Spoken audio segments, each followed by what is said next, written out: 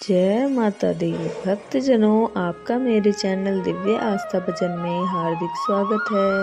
नवरात्रि पर्व की आप सभी को बहुत बहुत शुभकामनाएं। नवरात्रि के 9 दिन जगत जननी दुर्गा के 9 स्वरूपों की पूजा करने का विधान है। पहले दिन माँ शैलपुत्री जी की पूजा की जाती है, दूसरे दिन माँ ब्रह्मचारिणी जी की, तीसरे दिन माँ चंद्रघंटा जी की और चौथे दिन माँ कूष्मांडा जी की पूजा आराधना की जाती है। नवरात्रि के 5वें दिन देवी दुर्गा के अवतार ममता की प्रतीक माता स्कंद माता जी की पूजा आराधना की जाती है। माता के इस दिव्य स्वरूप के दर्शन से ही भक्तों की समस्त मनोकामनाएं पूर्ण हो जाती हैं। 4 भुजा धारणी माता स्कंद माता के एक दाहिनी भुजा में कमल पुष्प है, तो दूसरी भुजा से माता गोद में बैठे भगवान कार्तिकेय के बाल रूप को संभाल रही हैं। वहीं पहले बाएं भुजा में भी एक कमल पुष्प है, तो दूसरी भुजा में वर मुद्रा है। इस अलौकिक रूप में माता कमल की आसन पर विराजमान है। देवी स्कंद माता की सवारी सिंह है। ऐसी मान्यता है कि स्कंद माता की मन, कर्म और वचन से आराधना करने वाले निसंतान भक्तों को संतान सुख की प्राप्ति होती है। स्कंद माता होने के पीछे कई कारण बताते हैं, जिनमें से सबसे प्रचलित यह है कि माता पार्वती और भगवान शंकर जी के 2 पुत्र थे। एक का नाम भगवान कार्तिकेय और दूसरे का नाम भगवान गणेश जी था। कार्तिकेय का एक नाम स्कंद भी है। चूँकि पार्वती माँ स्कंद माता जी थी, इसलिए समस्त देवतागण इन्हें स्कंद माता के नाम से ही संबोधित करते हैं। पौराणिक कथा के अनुसार वज्रांग के पुत्र का नाम तारकासुर था। तारकासुर बाल्यावस्था से ही सृष्टिकर्ता ब्रह्मदेव का भक्त था। एक समय वह मधुबन नामक पवित्र स्थान पर कठिन तपस्या करने लगा।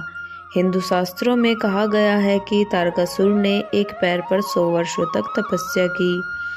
उसने केवल पानी पीकर ब्रह्मा जी को प्रसन्न करने के लिए तप किया। एक समय ऐसा भी आया जब तारकासुर ने पानी का भी त्याग कर दिया और 100 वर्षों तक जल के भीतर तपस्या की और फिर अग्नि में 100 वर्षों तक तप किया। तत्पश्चात 100 वर्षों तक उन्होंने हाथों पर खड़े होकर उल्टा तपस्या भी की। तारकासुर के इस घोर तप से ब्रह्मांड में भूचाल आ गया। वह तीनों लोग हिलने लगे। तारकासुर के इस कठिन तपस्या से भगवान ब्रह्मा अति प्रसन्न हुए। वह उसके सामने प्रकट होकर बोले, हे तारका, मैं तुम्हारी तपस्या से प्रसन्न हूँ, वर मांगो वत्स। तारकासुर ने ब्रह्मदेव के समक्ष हाथ जोड़कर कहा, हे प्रभु, यदि आप मेरे तप से इतना ही प्रसन्न हैं तो कृपा करके मुझे अमृतत्व प्रदान करें।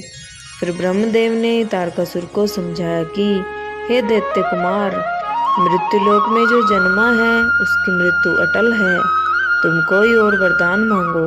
तब तारकासुर ने कहा, हे परमपिता परमात्मा, यदि मृत्यु अटल है तो मुझे वरदान दीजिए कि मैं केवल शिव के पुत्र के हाथों की ही मृत्यु प्राप्त करूं। ब्रह्मदेव ने उसे वरदान दे दिया। तारकासुर जानता था कि माता सती के शोक में डूबे शिव कभी विवाह नहीं करेंगे, और जब विवाह ही नहीं करेंगे तो पुत्र कहाँ से होगा। वरदान पाकर तारकासुर अन्य असुरों की भांति देवलोक में उत्पात मचाने लगा। देवतागण ब्रह्मदेव के पास पहुँचे और कहा, हे सृष्टिकर्ता, तारकासुर को आपने ये कैसा वरदान दे दिया जिसके बल से वो समस्त देवलोकों का विनाश करने में लग गया है। अब इसकी मृत्यु कैसे होगी। ब्रह्मा जी ने कहा कि इसके लिए महादेव को विवाह करना होगा। तत्पश्चात जो उनके पुत्र होंगे उसी के हाथों से तारकासुर का अंत संभव है। सभी देवतागण महादेव के पास पहुँचे, उन्हें विवाह करने के लिए मनाया, तो बहुत प्रयास करने के बाद महादेव मान गए और पर्वतराज हिमालय की पुत्री से विवाह किया। माता पार्वती और महादेव के घर पुत्र का जन्म हुआ, जिसका नाम स्कंद कार्तिकेय पड़ा। माता पार्वती ने ही स्कंद को शस्त्र और शास्त्र की शिक्षा देकर तारकासुर से युद्ध करने के योग्य बनाया।